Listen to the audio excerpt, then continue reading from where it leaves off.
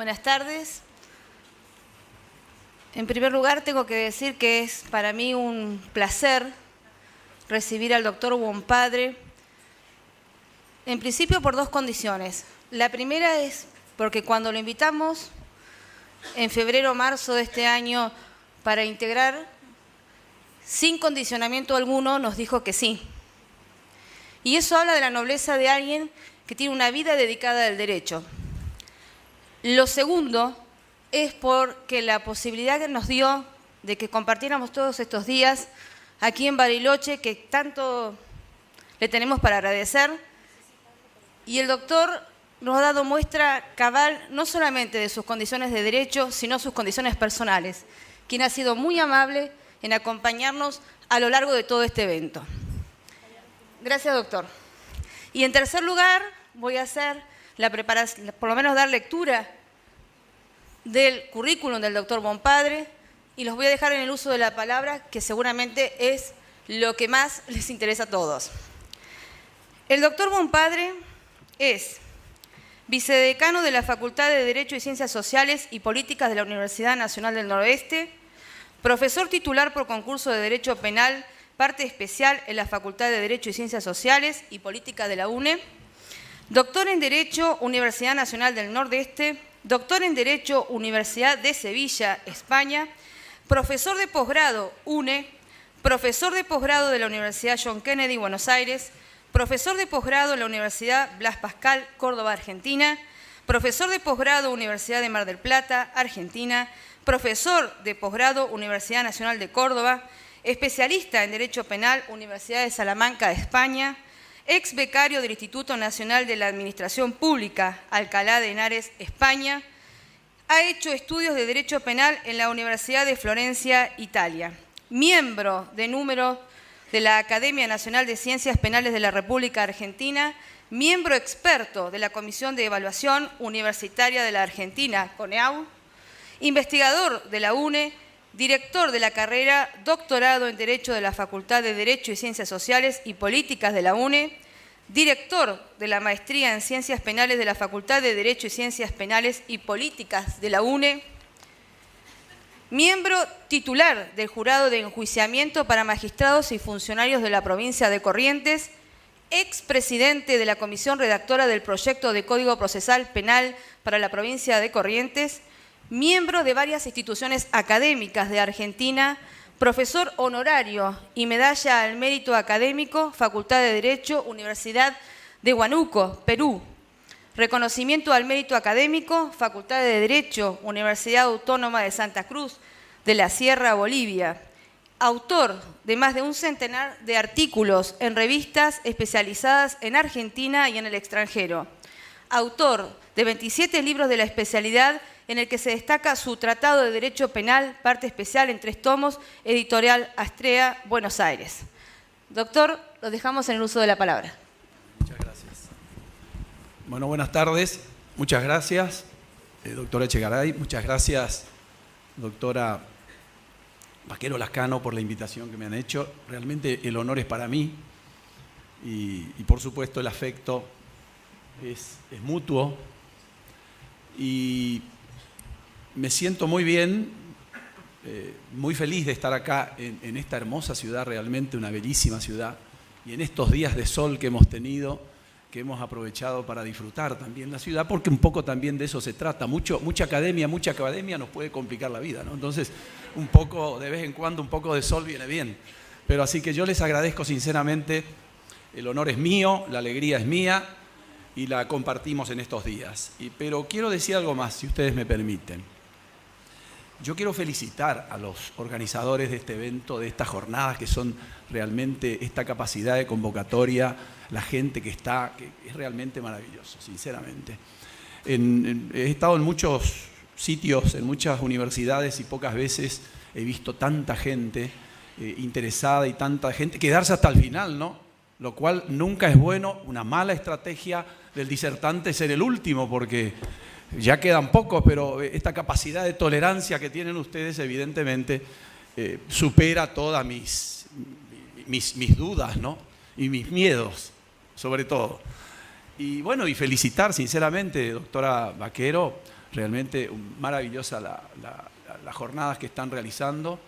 Y también felicitar y agradecer públicamente, no quiero dejar pasar esto, a los chicos que están trabajando, ¿no?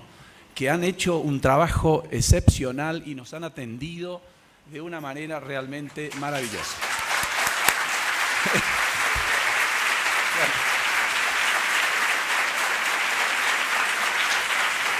Así que muchas gracias. Bueno, vamos al tema. O si no digo, aquí terminé, ¿no? Vamos al tema. Estuve escribiendo, estuve repensando, estaba hablando con mi amiga Juana hace un rato y ayer también, y estaba repensando un poco algunas cuestiones relacionadas con la violencia de género, ¿no? Y particularmente con algunas figuras que se han incorporado al Código Penal en la Argentina, lo cual no es indudablemente ninguna sorpresa que en Argentina, de vez en cuando, y ese de vez en cuando tiene una máxima velocidad, digamos así, se produzcan reformas, ¿no? En el Código Penal. Tenemos un Código Penal, es verdad, ya un poco viejito, pero bueno, de 1921, pero ha sido en su momento uno de los códigos, y yo creo que sigue siéndolo en algunas cuestiones. Por ejemplo, el aborto, piénsenlo, que es uno de los códigos más liberales del mundo, me atrevo a decirlo, ¿no? Precisamente por este ejemplo que acabo de señalar. Y ha sido un código que ha cumplido su ciclo, su etapa, es verdad, pero lo seguimos queriendo, ¿no? Pero no lo podemos seguir maquillando con tantas reformas, porque va a dejar de ser el código que conocimos, el código que estudiamos en la universidad y el código que de alguna manera lo venimos repitiendo en todo este tipo de ciclos, ¿no? Pero bueno, la reforma es necesaria. Yo siempre digo que los códigos penales, el Código Penal es un hecho político, es innegable que es un hecho político. El Código Penal es un instrumento, una herramienta que es el espejo o debe ser el espejo de la Constitución del país de que se trate. Yo no creo en las reformas penales al margen de las coordenadas y directrices de la Constitución Nacional. Me parece que todo debe funcionar alrededor de ese eje que es la Constitución Nacional, insisto, del país de que se trate. Pero si bien es un hecho político, a mí me parece que no es una herramienta ni para la política ni de los políticos. Es decir, es una herramienta para resolver ciertos conflictos, no todos. El único conflicto que está mandado a resolver el Código Penal es el delito. Es el único conflicto que le interesa al derecho penal. Es decir, el Código Penal no es un manual de instrucciones, un manual de conductas para ser buenos o malos o mejores a los hombres. Es decir, es una herramienta de las tantas con que tiene o que cuenta el Estado para resolver conflictos. De eso se trata cuando hablamos de derecho penal. Es decir, hablar de derecho penal es necesariamente hablar de la pena. Y hablar de la pena, como la otra cara de la medalla, es hablar del derecho penal. Y esto interesa mucho repetirlo porque vamos a ver un punto que yo lo he repensado un poco ahora cuando entremos ya puntualmente al tema que voy a desarrollar brevemente, y les prometo que voy a ser breve para que no se vayan enojadísimos de acá. Es que tenemos que ver cuál es la finalidad de la pena, es decir, para qué sirve la pena y si tiene alguna función y si sirve para algo.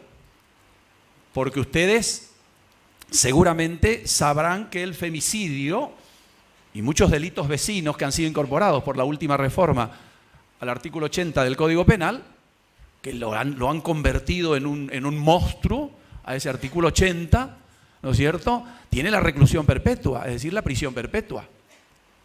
Entonces, eso ya nos plantea un punto de conflicto, es decir, un punto conflictivo que nos hace pensar un poco qué hacemos con esto. No estoy diciendo que yo tengo dudas de que el femicida debe ser puesto en una cárcel o no, ese es otro problema, para otra discusión. Yo estoy diciendo de que un código penal, en una reforma penal cualquiera sea, el legislador debe respetar un principio fundamentalmente, que me parece que es que el que recrea todo el orden jurídico, es el principio de unidad. El principio de unidad del orden jurídico. Es decir, el orden jurídico es un mundo, imaginemos no un mundo, una circunferencia, un círculo, y adentro algunas, ¿cómo se llama? Unas pelotitas que están bailando, y esas son las disciplinas que componen ese mundo jurídico, y el derecho penal está entre ellas. Pero no son pelotitas que bailan como las que se hacen en las rifas o en las competencias, etcétera, de que sale la que sale, no. Están interconectadas entre sí. No dependen una de otra, pero se conocen entre sí. Ese es el tema del mundillo jurídico, el que está dentro. Y el derecho penal sabe que el derecho civil se ha modificado. El derecho penal sabe que el derecho administrativo también aplica sanciones y el derecho laboral también. De manera tal que el legislador que no tome en cuenta digamos, este principio de unidad, y bueno, puede convertir esa reforma necesaria en un fracaso. Que me parece un poco lo que está pasando en los últimos años con las reformas penales en la Argentina. Y yo creo que eso hay que decirlo. Tenemos que repensar toda la problemática que plantea la política criminal argentina. En los últimos años, 15 o 20 años inclusive. Es decir, de esto ya recordarán ustedes los cordobeses seguramente que sí. El profesor Núñez ya hablaba de la inflación punitiva hace 50 años o 80 años atrás y hoy seguimos con la misma historia. Le hemos cambiado el nombre, le pusimos neopunitivismo, neocriminalización, neo, pero seguimos con lo mismo. Seguimos con esa inflación punitiva, creando nuevos delitos, creando nuevas agravantes, aumentando las penas de delitos de viejo cuño, etcétera, etcétera, y un largo etcétera. Entonces tenemos que ver si esto sirve para algo. Yo sé que sirve para algo. No es esa finalidad simbólica, comunicativa, que es positiva del derecho penal, sino es una simbólica negativa. Es decir, sirve para eso. ¿Sirve para qué? Lo han dicho, no digo nada nuevo con esto, pero este es un fenómeno que se viene repitiendo en la Argentina y en América Latina. Ahora, yo he traído algunas referencias de algunos códigos de América Latina y se los voy a decir muy brevemente, nada más para que ustedes vean cómo funciona esto y con qué diversidad inclusive de denominaciones estamos en América Latina con este tema de la violencia de género. ¿Entienden? Entonces, esto para mí es un problema muy serio y un problema que debe revertirse, que tiene que tener una solución. No podemos reformar todo, como dicen algunos amigos españoles, Juana, corregime Juana si digo algo incorrecto, que es el legislador que reforma al tambor del telediario, dicen ellos, nosotros diríamos de las noticias, ¿no? Y eso es verdad. Es decir, les voy a dar un par de ejemplos. Ustedes recordarán, seguramente, porque está en la conciencia colectiva todavía ese tema no resuelto, que es el de Marita Verón, ¿se acuerdan? Es decir, la Marita... bueno, que le han hecho un daño tremendo, ha desaparecido en el año 2002. Pongo este ejemplo para que se entienda lo que quiero decir con esto de las reformas y de la política criminal. En el año 2002 desapareció Marita y no se la encontró nunca más. Pero en el año 2002 ya estaba en vigencia el protocolo de Palermo, del año 2000, que tiene la definición internacional de trata. Y la lanzó al mundo para que el mundo recoja esa piedra lanzada al mundo, ese concepto internacional de trata. Claro, pero la Argentina, como la Argentina es un país donde cuanto convenio y papel ande volando por el ciberespacio, lo tomamos y firmamos, el problema es que no los cumplimos, entre paréntesis, entonces vienen todos estos problemas, ¿no? Y los problemas vienen después porque decimos, no hay estadística. ¿Y cómo va a haber estadística? Si hay estadística, nos peleamos entre todos de los delitos en general. Entonces, en el año 2002 se produce la desaparición de Marita. ¿Y qué pasa? No pasa nada. En el 2008 se sanciona, recuerdan, la primera ley de trata en la Argentina. Es decir, no es la primera realmente, pero la ley... bueno, que revitalizó o resucitó el fenómeno del tráfico de personas en la Argentina. Porque esto viene desde lejos. Inclusive en el Código Penal argentino, con las reformas que ha tenido, inclusive, ¿se acuerdan? La ley 17567, que es la primera que incorpora el delito de trata de personas al Código Penal. Y se sanciona esta ley de trata que en alguna medida, con sus errores y aciertos, respondía a las directrices del protocolo de Palermo. Pero ¿qué pasa? Eso fue en el 2008. En el 2012, después del juicio de Marita, en el 2012, fíjense los años que van pasando, ¿no? Se produce el fallo del Tribunal de Apelaciones de Tribunal Oral de Tucumán, que absuelve a los 13, creo que eran, acusados por el secuestro de Marita. Se arma un escándalo en la Argentina tremendo, ¿no? ¿Qué hacen los legisladores? A los 3 o 4 días se reúnen y sancionan una nueva ley de trata. Bueno, esa es la ley que no sirve para nada. No solamente han sancionado una nueva ley de trata que no sirve para nada, permítasenme esta expresión, no muy académica, pero creo que gráfica, sino que no se queda el legislador en la problemática de la trata y avanza hacia la temática de la prostitución. Todo lo que es prostitución es sospechado de trata. Entonces, ¿qué hacemos con la prostitución? Hay que reformar el Código Penal. Entonces, inventamos 2 nuevas figuras. Digo inventamos porque se le ha cambiado la estructura técnica del rufianismo y la promoción de la prostitución. Ahora tenemos 2 figuras que se castiga a quien favorece la prostitución de otra persona, aunque fuera mayor de edad, con su consentimiento. Y tenemos aquel que explota la prostitución ajena con su consentimiento. Es decir, hemos incorporado 2 figuras que son, a mi juicio, inconstitucionales. Es decir, que afectan el derecho de las personas que quieren ejercer la prostitución y destinar sus beneficios a quien quiera. Claro que eso plantea también cuestiones. Ya estoy viendo murmullos, así que me van a pegar en cualquier momento. Pero es lo que yo pienso, pero esto plantea un montón de cuestiones que no va a dar el tiempo para desarrollarlas. Por ejemplo, el concepto de aprovechamiento, el concepto de explotación, el concepto de violencia como factor neutral del Código Penal, como elemento neutral de muchos delitos, y el concepto de violencia de género. Son 4 elementos, 4 conceptos que el legislador argentino ha introducido al Código Penal en distintas figuras. Y la pregunta es, ¿qué hacemos con esto? Es decir, ¿hacemos un análisis literal de lo que significa explotación? Si ese es el comienzo, el punto de partida del análisis, tenemos que convenir en que explotación entonces es una forma de abuso, de instrumentalización del otro. Y ese abuso de poder, por decirlo de algún modo, bueno, se logra cuando la víctima es un menor, cuando la víctima es vulnerable, cuando hay coacción, cuando hay fraude, cuando hay violencia, etcétera, etcétera. Pero me pregunto, ¿ese es el sentido que le dio el legislador a este concepto en estas figuras que yo acabo de dar de ejemplo? En el ejercicio de la prostitución ajena con el consentimiento de la persona adulta. ¿Ese es el concepto? Porque si ustedes ven y van a los tipos agravados, se agravan estas conductas cuando se usa violencia, fraude u otro medio de coerción. De manera tal que no hay ninguna discusión en que se está castigando una conducta con el consentimiento de la persona adulta y que puede disponer de su libertad sexual, como es el ejercicio de la prostitución y con quien quiera. Entonces, claro, se plantean y se pueden plantear estos problemas, creo yo, por los desperfectos técnicos de estos productos que salen de un Congreso que a máxima velocidad saca todas estas reformas.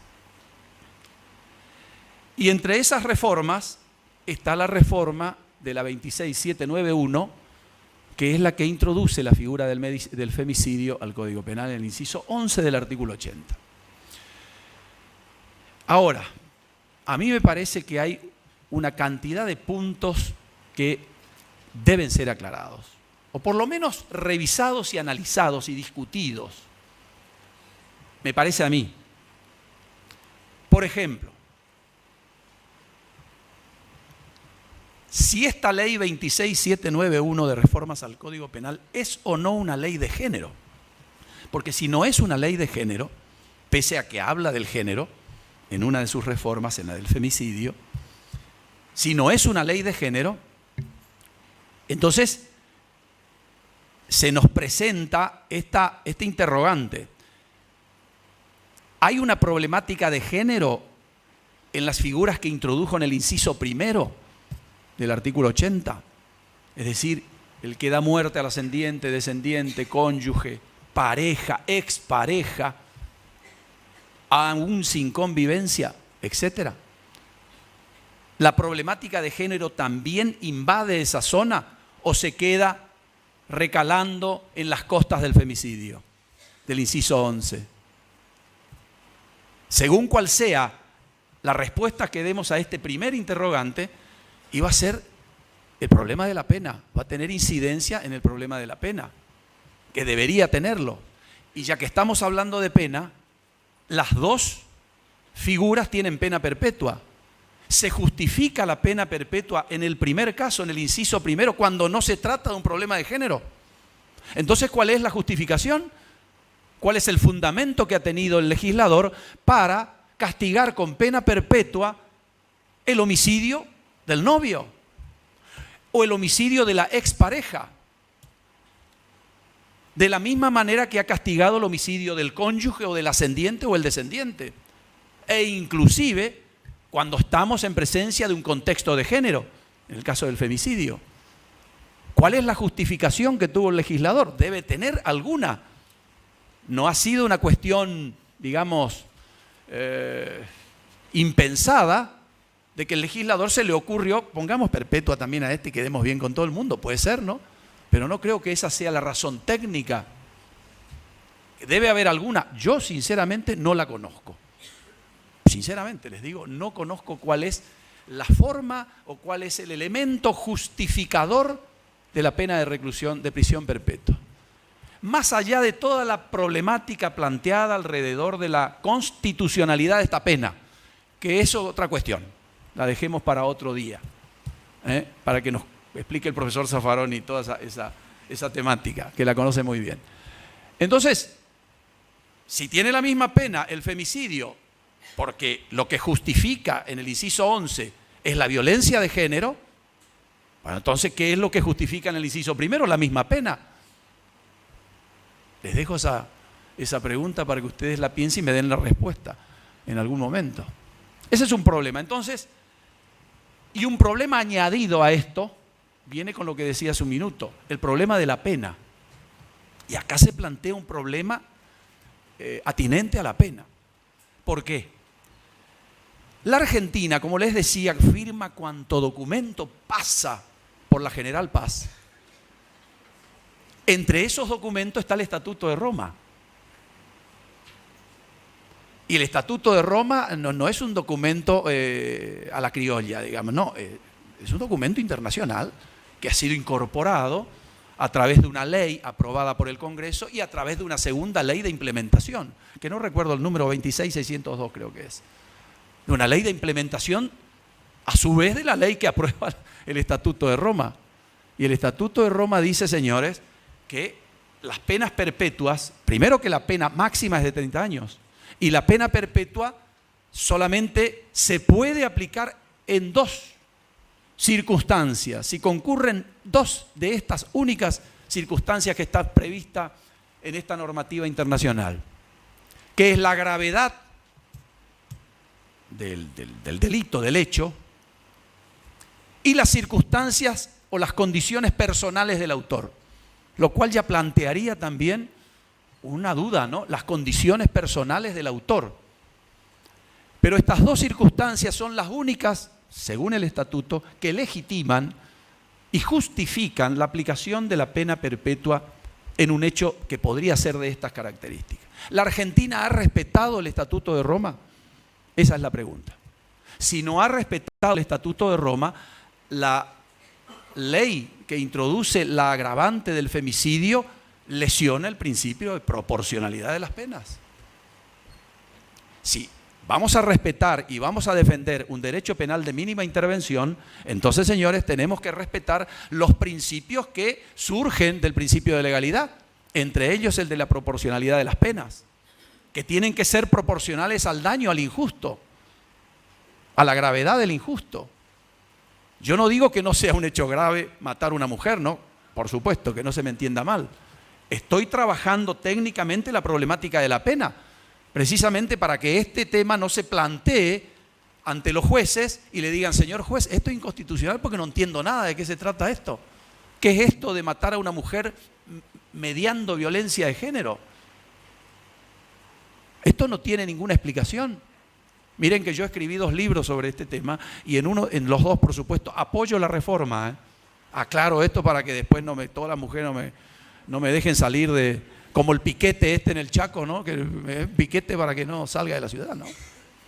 ¿Entienden? Entonces, se puede plantear esta cuestión. Este es un punto que me parece esencial resolverlo. Yo no tengo la solución en este momento, es una idea. Quise traer distintas ideas, algunas ideas que tomé en esto que por suerte nos da el hotel. Entonces me puse a apuntar y repensar algunas cuestiones, y una de ellas es esta, que no la trabajé en el libro, en los libros míos. El problema de la pena, en relación con el máximo establecido en el Estatuto de Roma. Entonces, se pueden plantear también objeciones a la técnica empleada, a la técnica legislativa empleada por el Congreso, por el legislador, para tipificar esta figura, para describirla literalmente. Dice, el que matare a una mujer, el sujeto siendo un hombre, mediando violencia de género. Y ahí se plantea un gran interrogante. ¿Qué es esto que nos está diciendo el legislador? Porque en la Argentina, a diferencia de otros ordenamientos, como por ejemplo España, que tiene una ley del 2004, la número 1, la ley orgánica 1 del 2004, que habla de la violencia de género, y el nombre emplea la palabra género, la denominación de la ley, de manera tal que ahí la problemática de género no se plantean si esa ley es o no de género, sino qué es lo que integra el concepto de género, que es otra cuestión. Están discutiendo los españoles ese tema hasta ahora, no se van a poner de acuerdo porque son españoles, igual que nosotros. Entonces, nosotros acá no vamos a discutir eso. ¿Saben por qué? Porque acá no tenemos ninguna denominación de género en ningún lado. No van a encontrar ustedes en todo este abanico normativo que tenemos en la Argentina en vigencia, salvo en la Convención de Belén, no van a encontrar la palabra género. Es decir, el legislador penal no se preocupó de tener en cuenta ese principio de unidad que muchas veces voy a repetir para que nos acordemos, porque hay muchas cuestiones relacionadas con este principio y que vamos a ir viendo muy brevemente y rápidamente. Entonces, no nos suministró el legislador penal un concepto de violencia de género. No tenemos a dónde ir. Es decir, ¿cómo hacemos para que podamos conceptualizar este elemento, que es un elemento normativo, es un elemento extrapenal? Tenemos que buscarlo en algún lado del mundo jurídico, tenemos que buscarlo, porque es un elemento del tipo penal. Pero ¿dónde está? No tenemos la bolita mágica, ¿dónde está esto? Porque no tenemos una ley de violencia de género, tenemos una ley de violencia contra la mujer, que pueden ser sinónimos. Puede haber una sinonimia conceptual, es cierto, pero no dice ley integral, etcétera, contra la violencia de género. Dice contra la violencia contra la mujer, que es una cosa distinta, que pueden coincidir, pero es una cosa diferente. Entonces, ¿a dónde nos vamos para poder desentrañar este concepto, este elemento normativo, que el juez va a tener que valorarlo e integrar el tipo, porque es un elemento extralegal, va a tener que bucear en las profundidades del mundo jurídico para poder decir, acá está. Mi opinión, ha sido seguida por un tribunal de Mar del Plata y por otro más en Necochea, de que el concepto de violencia de género, a que hace referencia el inciso 11 del artículo 80, está en la Ley de Protección Integral de Violencia contra la Mujer, que es la 26485. Me parece que es ahí. Y no es una ley de género. Es una ley que se pensó para la mujer, se la sancionó para la mujer y pensando en la mujer, no en el género opuesto, indudablemente. Porque lo que describe en el artículo 4 de esa ley es el concepto de violencia contra la mujer. No dice violencia de género.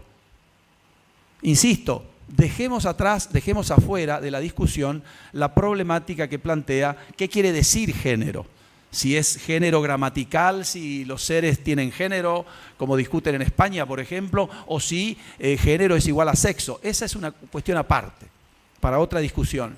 Acá el problema que se nos plantea, me parece a mí, que se nos puede plantear en la praxis, es precisamente poder definir este concepto, que necesitamos integrar el tipo penal. para que ese homicidio, porque en definitiva es un homicidio particularizado, singularizado por una circunstancia especial que introdujo el legislador, que es el contexto de género, el ejercicio de la violencia en un contexto de género, que no se transmite a las otras figuras, según mi opinión, lo cual también plantea, como decía hace un momento, puede plantear una cuestión de constitucionalidad.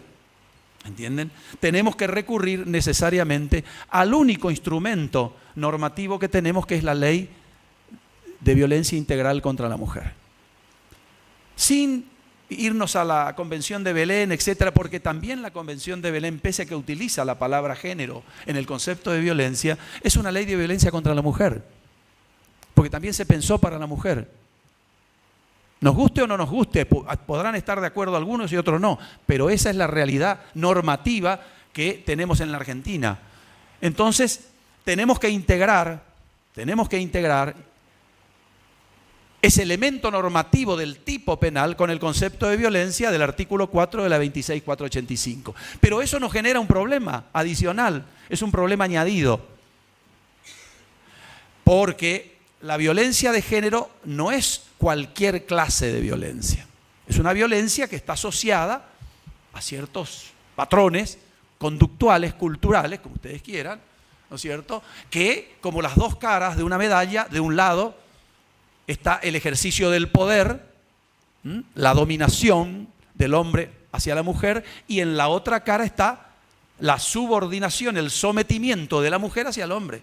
Y esa es la violencia de género. Entonces, si esa es la violencia de género a que hace referencia el Código Penal en el artículo 80, entonces necesariamente tenemos que plantearnos otro problema añadido, me parece a mí, que ya es un problema más complicado y que va a ser más complicado para los jueces. Es decir, si esto es así, si es correcto lo que estoy diciendo, me pregunto,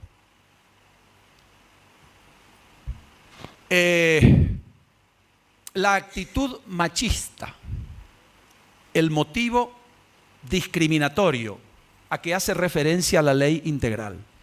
Los fines de la ley son eliminar todas, el objetivo de la ley, eliminar todas las formas de discriminación contra la mujer. De manera tal que, si esto es así, entonces ese fin discriminatorio es un elemento añadido al tipo penal que debiera estar. Porque si no fuera así, cualquier muerte de una mujer en cualquier circunstancia sería calificada de violencia de género. Pero la violencia de género no es cualquier violencia. Entonces, como acabamos de decir, tenemos que ir al artículo 4 de la ley integral. Y el artículo 4, entre otras cosas, cuando define, es decir, nos da el concepto de violencia, tiene una frase que me parece la frase central del concepto. Una relación basada, esa conducta violenta, en una relación desigual de poder. Entonces la pregunta es esta: ¿qué hacemos con esta relación desigual de poder? ¿Cómo hace el juez para saber cuándo está frente a una relación desigual de poder para que la violencia que vio en la muerte de esa persona, de esa mujer, sea calificada de violencia de género? No tiene escapatoria, me parece a mí. ¿Cómo hará? No lo sé. ¿Irá a los antecedentes? ¿Irá? No sé.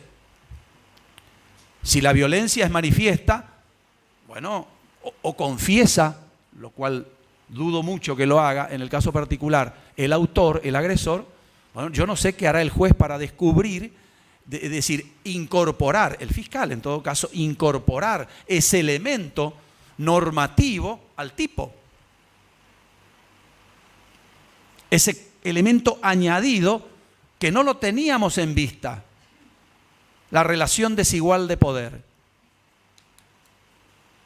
Podemos decir, no, como ha ocurrido en otros países, no es necesario. Ya la relación de pareja presupone esa relación desigual de poder, pero esa es una presunción. Y las presunciones no son aconsejables, según nos enseñaron en materia penal, ¿no? Sobre todo porque afectan el principio de inocencia.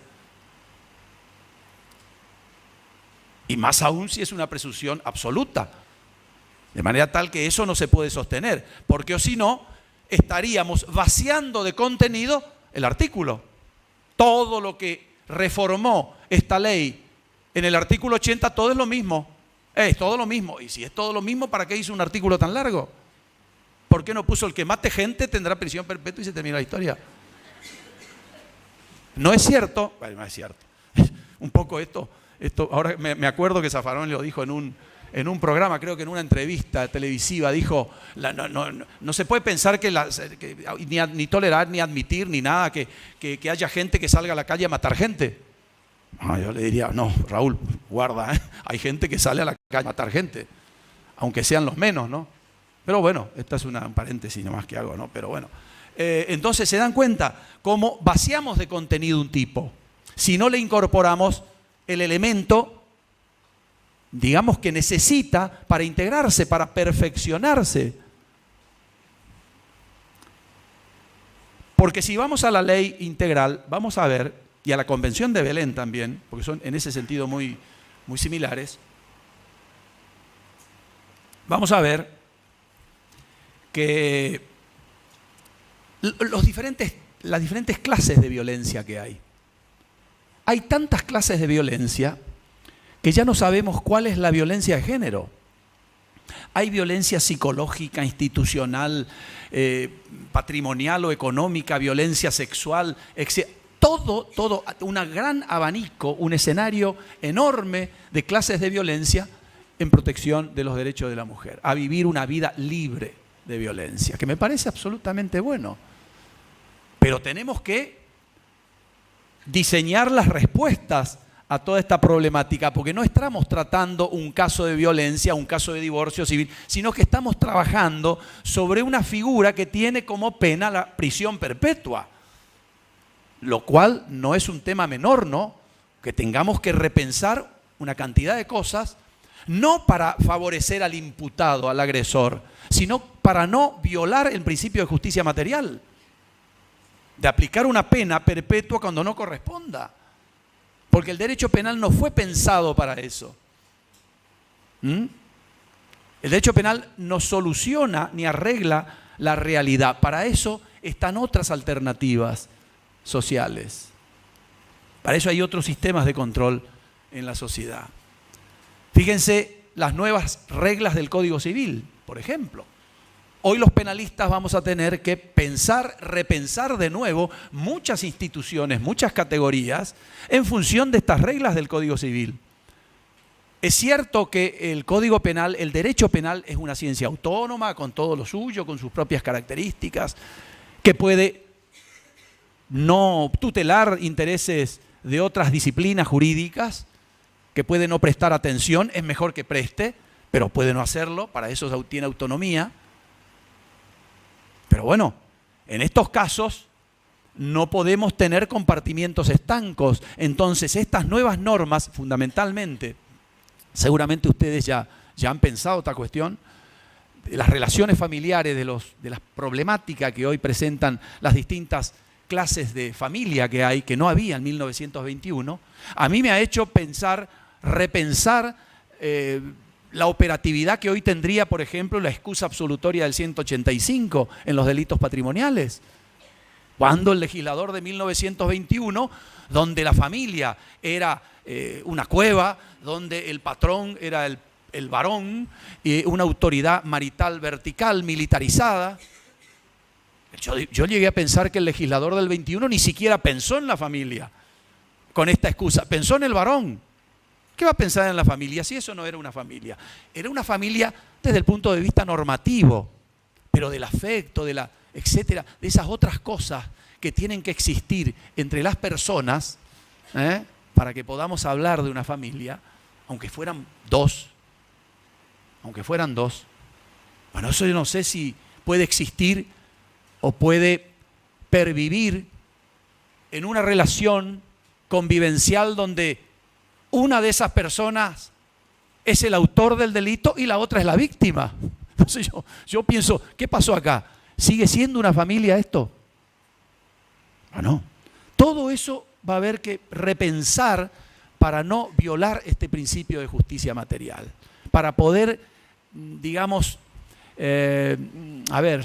no diría resucitar, no es la palabra exacta, digamos, consolidar de una vez por todas el principio de legalidad del artículo 18 de la Constitución Nacional, porque hablamos mucho del principio de legalidad, pero somos muchos también los que violamos el principio de legalidad, con construcciones teóricas equivocadas, construcciones teóricas que no aportan nada, o por lo menos que no estimulan el debate, aunque sean equivocadas, porque el debate, sobre todo cuando no es precipitado, ayuda a perfeccionar y a corregir las ideas. Absolutamente. Y esta es la idea de mi charla, de lanzar un montón de cosas, que no dije nada todavía, nada bueno, para que ustedes piensen.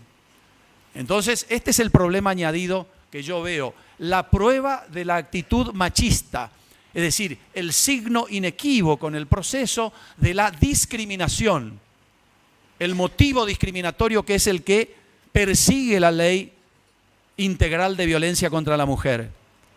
Y si esto es así, entonces va a quedar como cualquier otro elemento del tipo, en este caso creo yo, del tipo subjetivo, porque me parece que es un elemento subjetivo que se añade al dolo propio de la figura, me parece a mí, este motivo discriminatorio va a tener que ser probado en el proceso. La carga de la prueba la va a tener que tener el Ministerio Público. Y si eso no se prueba, señores, y lamentablemente va a tener que prosperar algún principio constitucional como el indubio pro reo o cualquier otro. Pero las reglas son así. Las reglas son así. Insisto, para quienes defendemos un derecho de mínima intervención, un derecho penal mínimo con todas las reglas del Estado constitucional de derecho, necesariamente tenemos que pensar así los tipos penales, sobre todo cuando esos tipos penales deben ser aplicados en la práctica. Y aún más cuando se trata de figuras tan graves como esta, ¿no?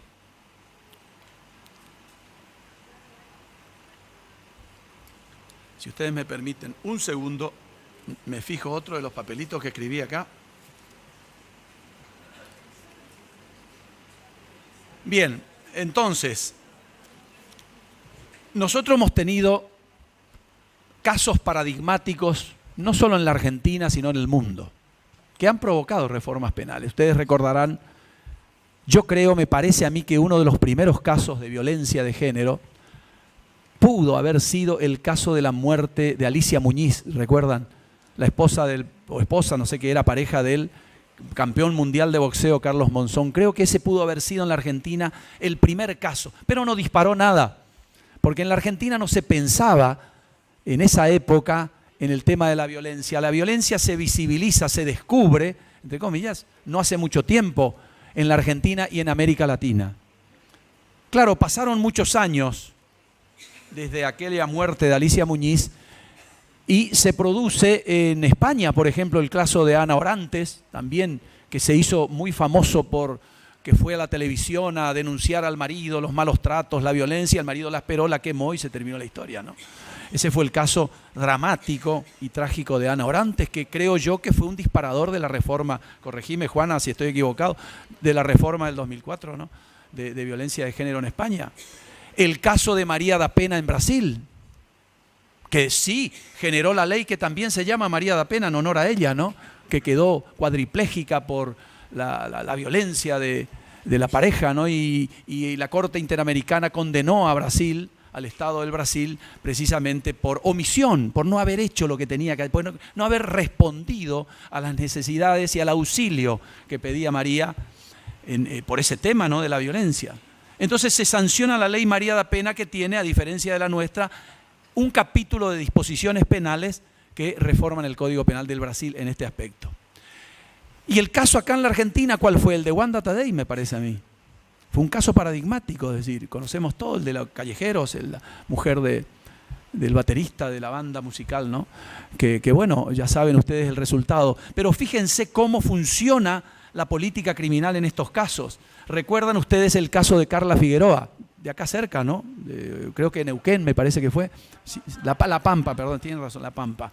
El caso de Carla, ese caso fue un caso tremendo desde el punto de vista material, desde el punto de vista físico, pero produjo la inmediata respuesta de los legisladores haciendo ¿qué?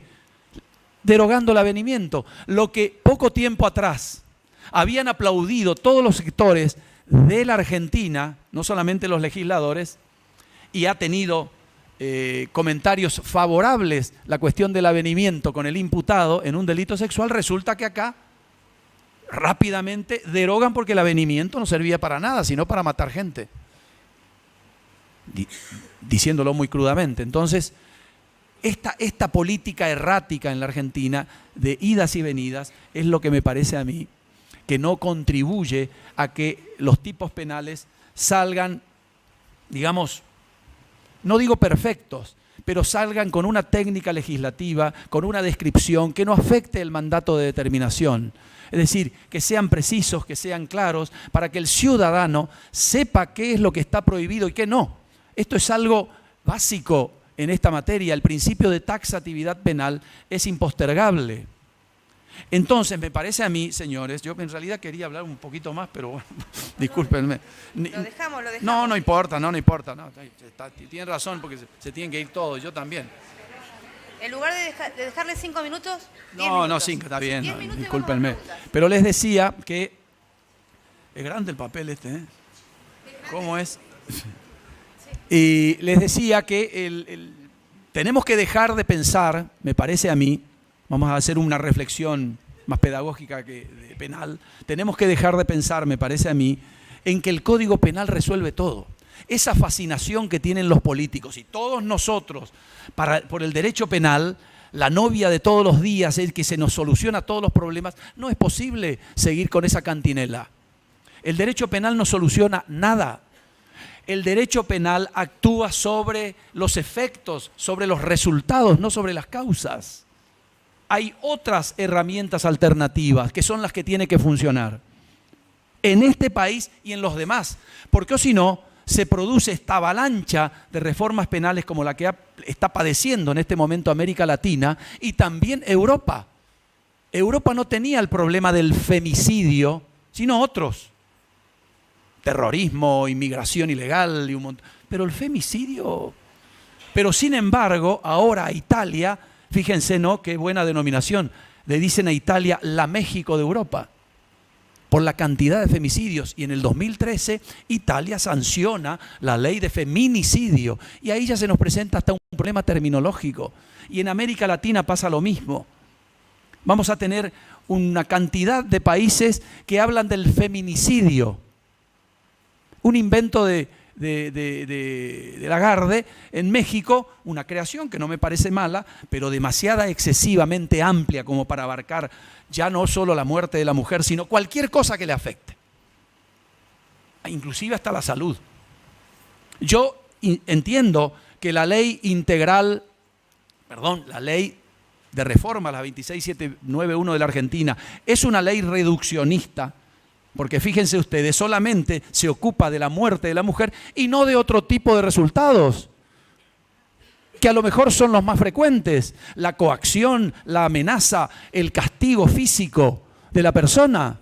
Pero esa no va a ser una problemática de género para la ley penal, porque no tiene una pena añadida. Ni siquiera tenemos en el Código Penal, como algunos códigos extranjeros, y tenía el proyecto Zaffaroni, por ejemplo, una agravante genérica que podría ser el que matare o pegare o insultare, etcétera, una mujer tendrá tal pena, supongamos, ¿no? Cuando lo quisieron hacer así, se enojaron todas las mujeres de Argentina. ¿Cuándo ocurrió eso? Con la ley de secuestros. ¿Se acuerdan? La ley de secuestro del paquete Bloomberg, pusieron la agravante cuando se trate de una mujer. ¿Y quiénes protestaron? Las mujeres. Dice, pero esto es una falta de respeto. Una falta de respeto. Nosotros no somos unas tontas que el Estado tiene que venir a cuidarnos. Entonces, ¿saben qué hicieron los legisladores? Pusieron mujer embarazada. Y ahí se tuvieron que callar todas, porque ya había otra cosa de por medio, ¿no? Y se terminó la historia, el cuento chino terminó. ¿Y se solucionaron los secuestros? No. ¿Por qué no pasa por ahí? El Código Penal no es el abanico que cubre todo. Insisto, cuando ya llega, esta cantinela la sabemos todos, ya la cosa, ya está. Salvo que inventemos mañana un femicidio de peligro abstracto, ¿viste? Lo cual sería muy complejo, ¿no? Desde el punto de vista técnico aceptarlo. Pero esa es la cuestión. Entonces, señores, creo yo que tenemos que dejar el Código Penal de lado y decirle al Estado, no solo al Estado, sino también a los sistemas de control primarios, la familia, la escuela, los partidos políticos, la iglesia, etcétera, que también tienen que actuar en estas emergencias. Tienen que actuar. Primariamente, el derecho penal vendrá cuando el paciente ya está en coma y ya hay que ponerle el cuchillo y sacarle el apéndice. Cuando el paciente esté grave, ahí aparece esta maquinaria pesada del Estado. Pero mientras tanto están otras opciones que hay que usarlas. Entonces, en la medida que acá en la Argentina no haya políticas públicas efectivas y en serio, señores, los cadáveres de las mujeres no van a seguir, como dicen los italianos, aspettando en la sala de attesa, esperando en la sala de espera. Muchas gracias, señora.